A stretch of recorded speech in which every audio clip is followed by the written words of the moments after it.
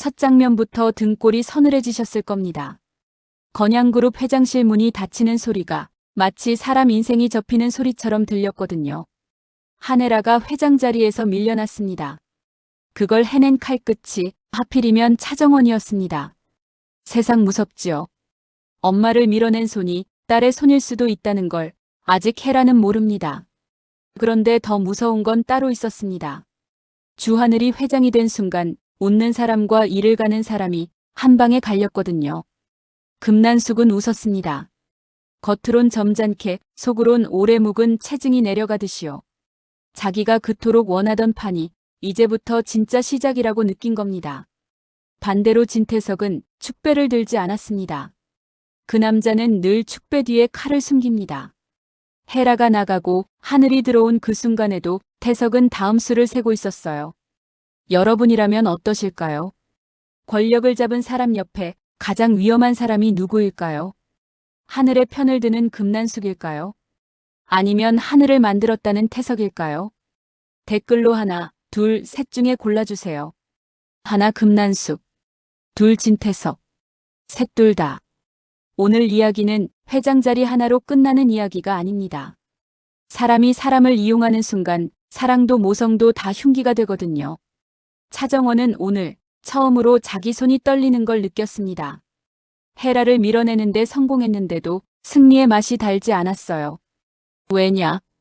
이 판에서 정원은 승자가 아니라 또 다른 말이 될 가능성이 보였거든요. 주하늘이 회장으로 선임되던 날 건양가 내부는 조용했습니다. 누구도 큰 소리로 축하하지 못했어요. 한혜라의 사람들은 눈치를 받고 주하늘의 사람들은 발을 고쳐 디뎠습니다. 그 자리에 선 사람들 모두가 알고 있었거든요. 오늘은 끝이 아니라 피냄새 나는 시작이라는 걸요. 헤라는 그날 차가운 눈으로 정원을 바라봤습니다. 정원을 미워해서가 아니었습니다. 정원 안에서 무언가가 보였기 때문입니다. 자꾸 마음이 가는 며느리, 그 마음이 들키는 게 두려운 여자. 헤라는 그 두려움을 정원을 향한 분노로 바꿔버립니다. 그러니까 헤라는 마지막까지도 정원이 친딸일지도 모른다는 가능성 앞에서 고개를 돌리는 사람이었습니다. 정원은 헤라를 내치고도 딱 한 가지가 머릿속을 떠나지 않았습니다. 오르골의 멜로디였습니다. 어릴 적 품에서 들리던 그 멜로디가 왜 헤라의 눈을 흔들었는지요. 정원은 알고 있었습니다. 헤라는 기억하고 싶지 않은 기억을 억지로 눌러 살아온 사람이라는 걸요. 그 눌린 기억을 꺼내면 헤라는 무너질 겁니다.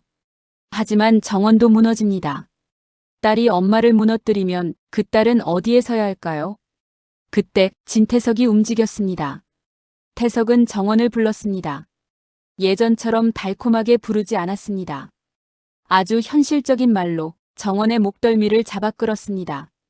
정원에게 태석은 말합니다. 헤라가 물러났으니 이제 하늘이 칼자루를 준다. 그 칼자루가 누구를 향할지 너는 알고 있느냐? 이렇게 묻는 겁니다. 정원은 대답하지 못합니다. 하늘은 정원의 조력자였습니다. 가짜 영체였던 시절부터 정원의 진짜 정체를 알면서도 정원을 보호해줬던 사람이었지요. 그런 하늘을 치라는 말. 정원에게 그건 배신이었습니다.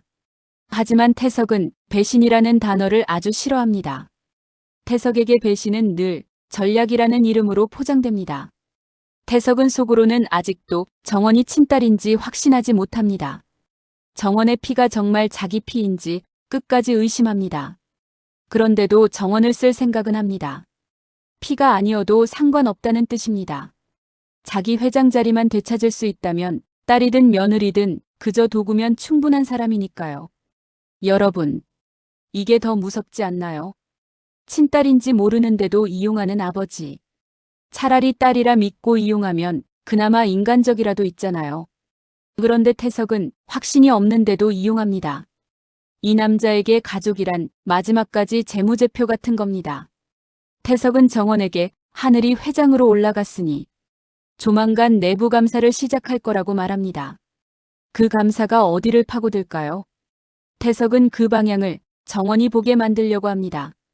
정원에게는 약점이 있습니다. 주영채의 이름을 훔쳤던 과거, 헤라에게 복수하겠다는 마음, 그리고 세훈과의 관계. 정원이 아무리 이제 차정원으로 살겠다고 해도 주영채라는 유령은 늘 따라다닙니다. 태석은 그 유령을 끄집어냅니다. 하늘에게 정원이 다시 의심받게 만들겠다. 정원에게 그렇게 경고를 던지는 척 사실은 정원을 자기 편으로 끌어당기려는 겁니다. 정원은 그 자리에서 처음으로 깨닫습니다. 태석이 원하는 건 정원의 행복도 복수도 아니라는 걸요. 태석이 원하는 건 오직 하나, 회장이라는 세 글자. 한편 주하늘이 회장이 되자 금난숙은 집 안 분위기를 싹 바꿉니다. 거실 꽃도 바꾸고 식탁 자리도 바꿉니다. 사람 마음이 그렇거든요. 권력이 바뀌면 집안 공기부터 바꾸고 싶어집니다. 금난숙은 하늘을 바라보며 말합니다. 이제부터가 진짜다. 건양을 완전히 우리 손에 넣는 순간까지 한 방도 놓치지 말라고요. 하늘은 고개를 끄덕이면서도 눈이 흔들립니다. 그 흔들림은 욕심 때문이 아니라 정원 때문입니다. 정원을 좋아하는 마음, 정원을 지키고 싶은 마음. 그 마음이 난숙에게 들키면 하늘은 회장 자리에서 바로 흔들릴 수 있습니다. 난숙은 하늘의 그런 마음을 모를까요? 난숙은 다 압니다. 다만 모르는 척할 뿐입니다. 그게 난숙의 방식입니다. 사람을 한 번에 죽이지 않고 숨을 조금씩 끊어놓는 방식. 난숙은 오늘도 하늘에게 웃어줍니다. 그리고 속으로 계산합니다. 하늘이 회장이 된 이상 하늘의 약점도 우리 손에 들어온다고요. 여기서 여러분께 한번 묻겠습니다. 금난숙은 하늘을 진심으로 아들처럼 생각할까요? 아니면 회장 자리를 지키는 방패로만 생각할까요? 댓글로 하나, 둘로만 남겨주세요. 하나 진심이다. 둘 이용이다. 그 사이 건양그룹 디자인실은 사람 하나가 통째로 무너지는 소리로 가득했습니다. 주영채가 쫓겨났습니다. 디자인 카피. 그 단어 하나로 영채는 그동안 쌓아온 모든 걸 잃었습니다. 영채는 원래도 빼앗는데 익숙한 사람이었습니다. 돈으로, 배경으로, 사람의 자리로. 그런데 이번에는 자기가 빼앗겼습니다. 정원이 자기 이름을 빼앗았던 것처럼 회사는 영채의 자리와 체면을 빼앗아 버렸습니다. 영채는 사무실에서 나오면서도 정신이 반쯤 나가 있었습니다. 사람들이 자기 뒤에서 수군대는 소리, 복도에 부딪히는 구두 소리, 그 모든 게 영채를 미치게 했습니다. 그런데 그날 영채의 몸에서 더 큰 변화가 시작됩니다. 진짜 임신. 그 사실이 영채를 더 흔들어 버렸습니다. 그동안 영채는 가짜 임신 소동으로 세훈의 마음을 흔들려고도 했고 난숙의 동정심을 끌어내려고도 했습니다. 자기 인생에서 아이마저도 카드처럼 쓸 수 있다고 믿었던 여자였습니다. 그런데 지금은 진짜로 아이가 생겼습니다. 이게 얼마나 잔인한가요? 가짜로 사람을 흔들던 여자가 진짜 생명 앞에서 무너지는 겁니다. 영채는 임신 테스트기를 보면서도 웃지도 울지도 못합니다. 손끝이 떨리고 숨이 가빠지고 눈앞이 하얘집니다. 그 아이가 누구의 아이인지 영채는 확신이 없습니다.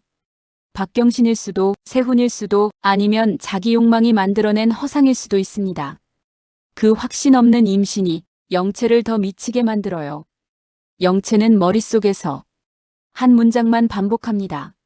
내가 끝났어. 내가 다 잃었어. 그런데도 뱃속에는 내가 감당 못할 무언가가 들어와 있어. 이때부터 영채는 제정신이 아닙니다. 사람을 만나도 말이 연결되지 않습니다.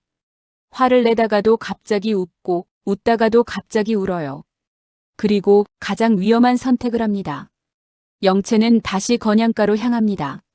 자기가 쫓겨난 그 집, 자기가 들어가면 안 되는 그 집. 그 집 문 앞에서 영채는 배를 감싸줍니다. 진짜 임신이 마지막 구명줄이라 믿는 겁니다. 여러분, 영채가 선택할 길은 둘 중 하나입니다. 아이를 진심으로 지키며 새 사람이 될까요? 아니면 아이까지 이용해 다시 올라갈까요? 댓글로 하나, 둘 중 선택해주세요. 하나 새 사람, 둘 이용. 같은 시간 진세훈은 회장 자리를 놓친 충격에서 아직도 빠져나오지 못했습니다. 세훈에게 회장 자리는 권력 이전에 자기 인생의 의미였습니다.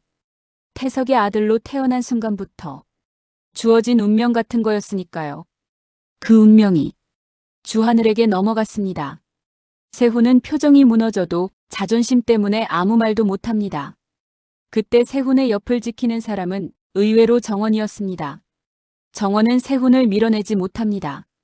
사랑이 남아서가 아니라 죄책감이 남아서입니다. 자기 때문에 세훈이 더 무너졌다고 느끼거든요. 세훈은 정원의 눈을 보며 뭔가 묻고 싶어 합니다. 왜 나였냐? 왜 내 집이었냐? 왜 내 마음이었냐? 하지만 세훈은 그 질문을 삼킵니다. 삼키는 순간 남자의 눈빛이 더 차가워집니다. 세훈이 차가워질수록 정원은 더 흔들립니다.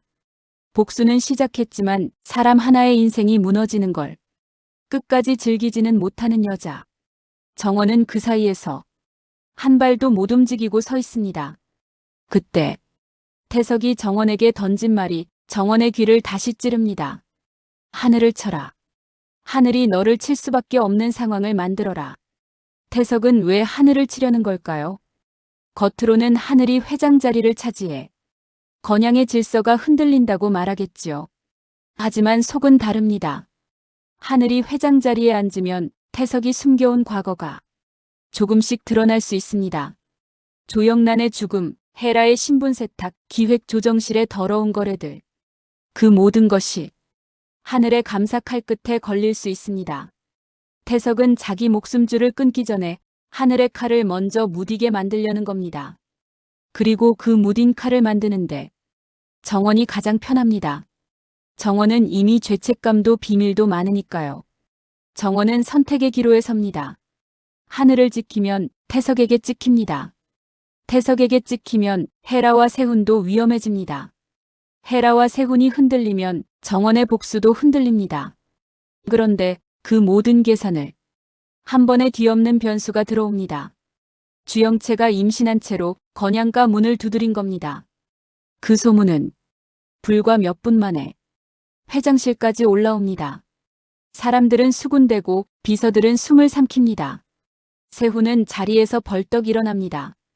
얼굴이 새파래집니다. 정원은 그 얼굴을 보며 본능적으로 직감합니다. 오늘 밤 또 하나의 피가 튀겠다. 영채는 문 앞에서 자기 배를 내밀지도 않습니다. 그냥 조용히 서 있습니다. 조용한 사람이 더 무섭지요. 영채는 조용히 말합니다. 내가 진짜로 임신했다. 이제 너희가 날 어떻게 내칠 건지 보자. 이런 분위기입니다. 헤라는 이미 회장 자리에 없습니다. 하지만 헤라의 영향력은 남아 있습니다. 헤라의 사람들은 눈치를 보고 난숙의 사람들은 계산을 합니다. 하늘은 그 모든 소리를 듣고도 표정을 숨깁니다. 하늘이 제일 먼저 보는 건 정원의 얼굴입니다. 정원은 흔들립니다. 영채가 임신했다는 사실이 정원을 흔드는 게 아닙니다. 영채가 다시 들어오면 정원이 빌린 이름의 과거가 다시 불붙기 때문입니다. 영채는 정원에게 말하지 않습니다. 그 눈으로만 말합니다. 내가 돌아왔다.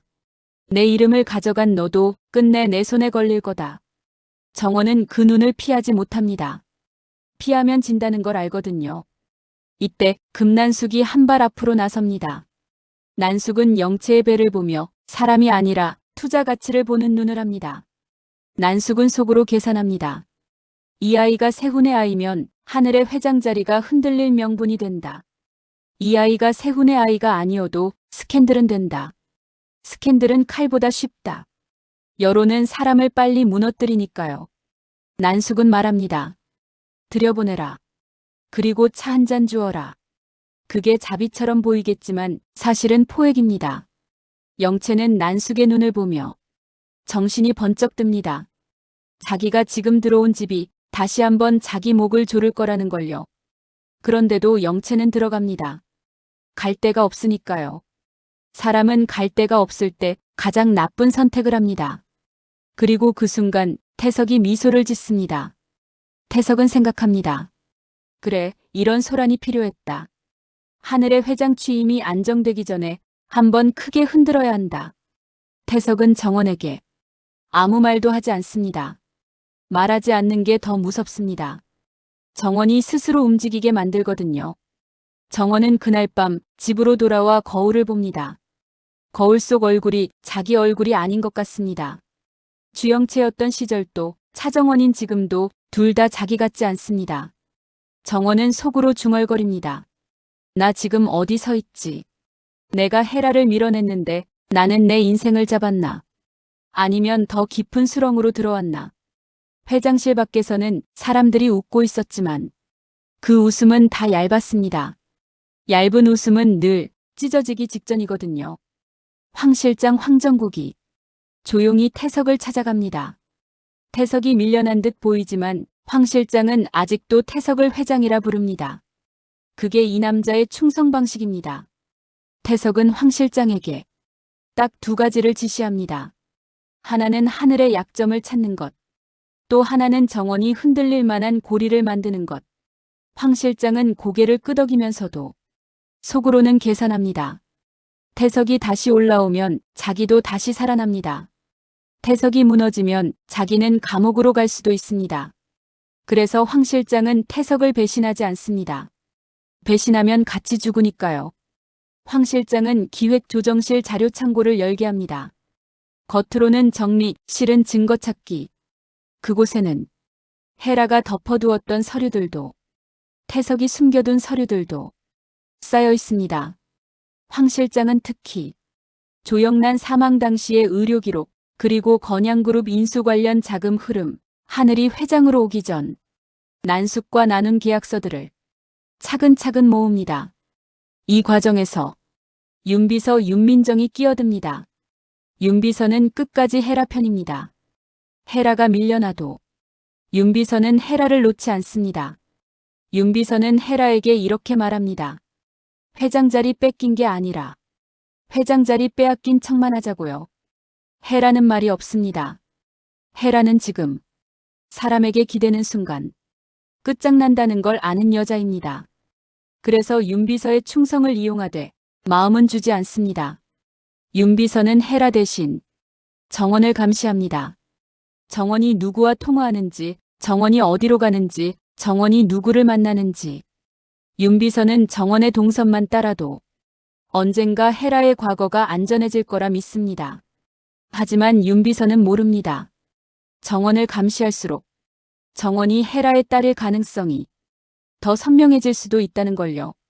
그날 밤 정원은 조미향을 만납니다. 새어머니 조미향은 평소처럼 밝게 웃으려 하지만 정원의 눈을 보는 순간 웃음이 뚝 끊깁니다. 정원의 얼굴이 너무 어둡습니다. 조미향은 직감합니다.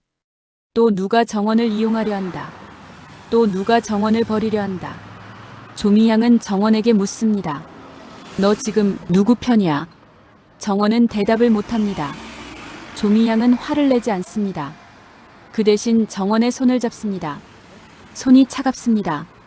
조미향은 손바닥으로 정원의 손을 덮여줍니다. 이런 장면이 이 드라마에서 제일 아픈 장면이지요. 피로 이어진 엄마는 정원을 버렸는데 피 아닌 엄마가 정원을 지키려 합니다. 정원은 그 손을 잡고도 눈물이 나오지 않습니다. 눈물은 약한 사람이 흘리는 게 아니라 버틸 힘이 남은 사람이 흘리는 겁니다. 정원은 지금 버틸 힘이 부족합니다. 조미향은 정원에게 말합니다. 너 아버지 차기범 요즘 잠을 못 잔다. 꿈에서 누가 자꾸 나오고 묘지 얘기를 한다고. 그 말을 듣는 순간 정원은 가슴이 내려앉습니다. 묘지. 그 단어 하나가 정원의 과거를 다시 열어젖힙니다.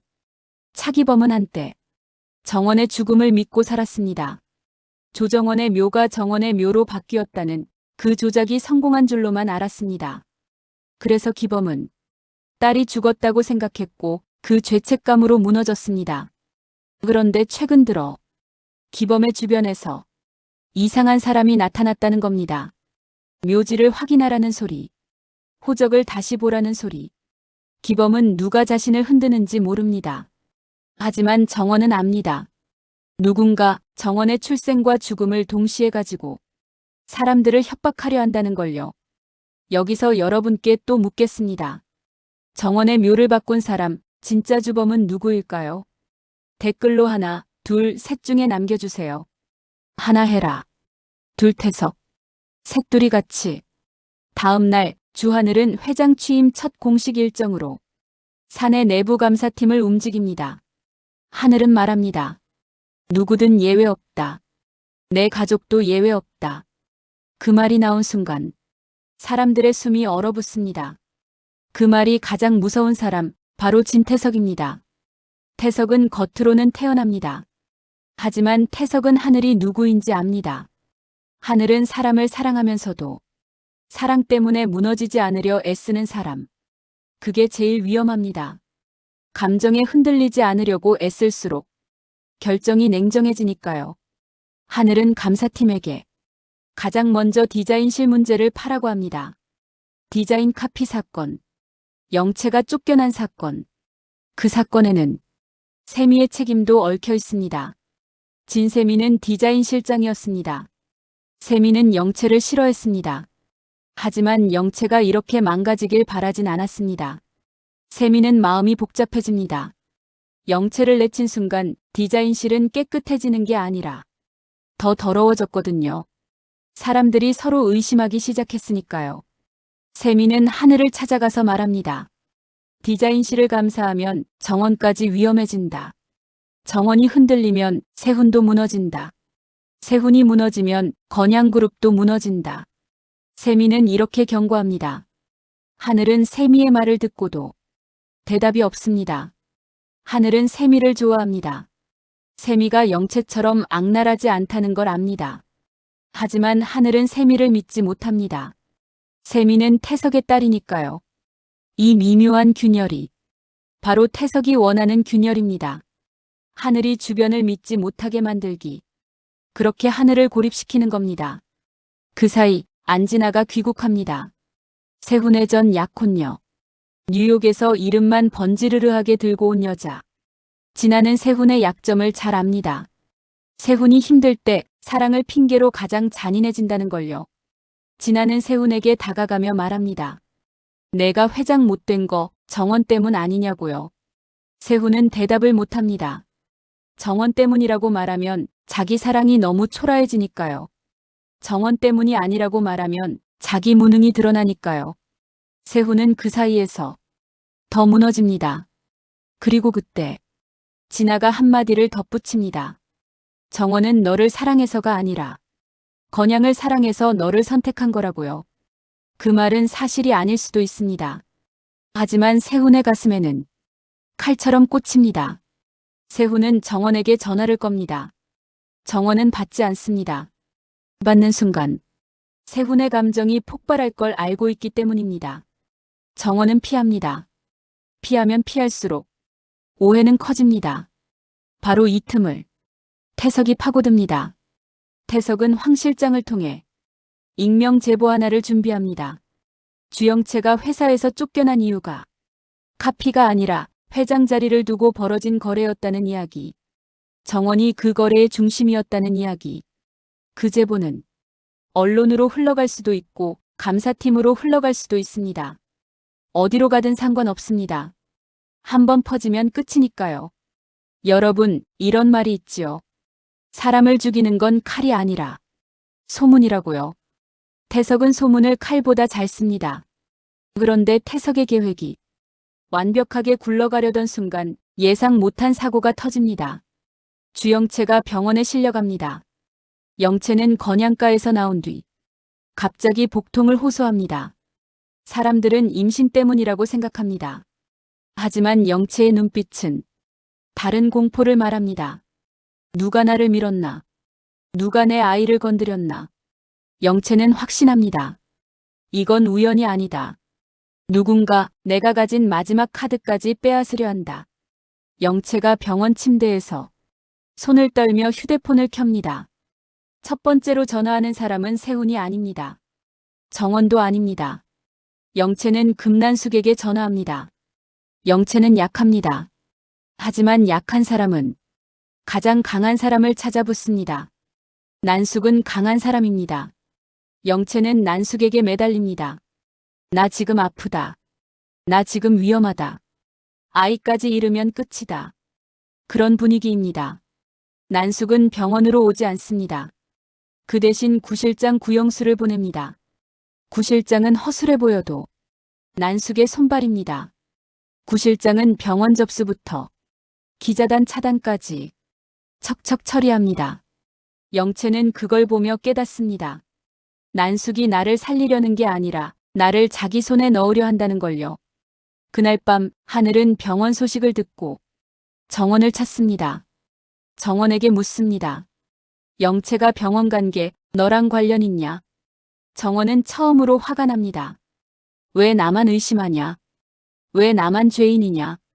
정원은 속으로 그렇게 소리칩니다. 하지만 입 밖으로는 못 냅니다. 정원은 말로 싸우는 방법을 배운 적이 없으니까요. 정원은 늘 도망과 침묵으로 살아남았으니까요. 하늘은 정원의 침묵을 다시 보고 더 흔들립니다. 하늘은 정원을 믿고 싶습니다. 하지만 회장 자리는 믿음만으로 지킬 수 없습니다. 하늘은 결국 정원에게 한 문장을 던집니다. 너 내 편이 맞아. 그 문장 하나가 정원의 심장을 찢습니다. 내 편이 맞냐는 질문은 사랑의 질문이 아닙니다. 전쟁의 질문입니다. 정원은 그날 밤새도록 잠을 못 잡니다. 태석의 메시지, 하늘의 질문, 세훈의 무너진 눈, 영채의 피곤한 얼굴, 헤라의 차가운 뒷모습. 모든 게 한꺼번에 밀려옵니다. 정원은 새벽에 오르골을 꺼내 틀어봅니다. 멜로디가 흐르는 순간 정원은 자기 안에서 어린 아이 하나를 봅니다. 버려진 아이. 엄마를 기다리던 아이. 그 아이가 속삭입니다. 엄마는 날 버렸는데 나는 왜 아직도 엄마를 미워만 못하냐고요. 그때 정원에게 또 다른 메시지가 옵니다. 이번엔 윤비서입니다. 정원 씨, 헤라 부회장님이 만나자십니다. 정원은 숨이 멎습니다. 헤라가 왜? 헤라가 지금 정원을 부르면 그건 하나입니다. 협박입니다. 혹은 회유입니다. 둘 다 정원을 무너뜨리는 방법이지요. 정원은 헤라를 만나러 가는 길에 병원 앞을 지나칩니다. 창문 너머로 영채가 혼자 울고 있는 모습이 보입니다. 영채는 악인입니다. 하지만 악인도 자기 뱃속의 아이 앞에서는 순간적으로 약해집니다. 그 약함이 오히려 더 위험합니다. 약한 악인은 더 크게 물어뜯으니까요. 정원은 병원 앞에서 발이 멈춥니다. 그리고 속으로 생각합니다. 영채의 아이가 살아남으면 이 판은 더 커진다. 영채의 아이가 사라지면 누군가 피를 뒤집어 쓰게 된다. 정원은 그 피가 자기에게 튈 것 같은 예감이 듭니다. 여러분, 다음 편에서 제일 먼저 터질 건 회장 자리 싸움이 아닙니다. 임신이라는 생명의 문제도 아닙니다. 다음 편에서 제일 먼저 터질 건 한 문장입니다. 정원이 헤라 앞에서 자기도 모르게 부르게 될 그 말. 엄마. 그 말이 나오는 순간 헤라가 멈출지 아니면 더 잔인해질지 아직은 보여드리지 않겠습니다. 다만 약속 하나만 드립니다. 다음 편은 사람 마음 하나가 아니라 호적 한 장이 흔들립니다. 그리고 그 호적 한 장이 흔들리는 순간 주하늘의 회장 자리는 처음으로 진짜 흔들리기 시작할 겁니다. 마지막으로 여러분께 또 하나의 선택만 남기고 끝내겠습니다. 헤라는 정원을 만나면 정원을 품을까요? 아니면 정원을 더 깊이 밀어낼까요? 댓글로 하나, 둘 부탁드립니다. 하나 품는다. 둘 밀어낸다. 그리고 엔딩 훅은 여기서부터입니다. 병원 복도 CCTV 화면에 누군가의 손이 잡힙니다. 영채의 병실 앞에서 조용히 약 봉지를 바꾸는 손. 얼굴은 가려져 있습니다. 하지만 손목에 찬 시계는 건양가 사람이라면 누구나 아는 시계입니다. 그 시계가 누구의 것인지 다음 편에서 확인됩니다. 그리고 그 순간 정원의 휴대폰이 다시 울립니다. 태석의 목소리가 아닌, 하늘의 목소리도 아닌, 세훈의 목소리도 아닌 여자의 낮은 목소리입니다. 그 목소리는 단 한마디만 합니다. 수아야, 이제 그만 집에 와. 다음 편에서 정원의 진짜 이름이 회장실에 울려 퍼집니다.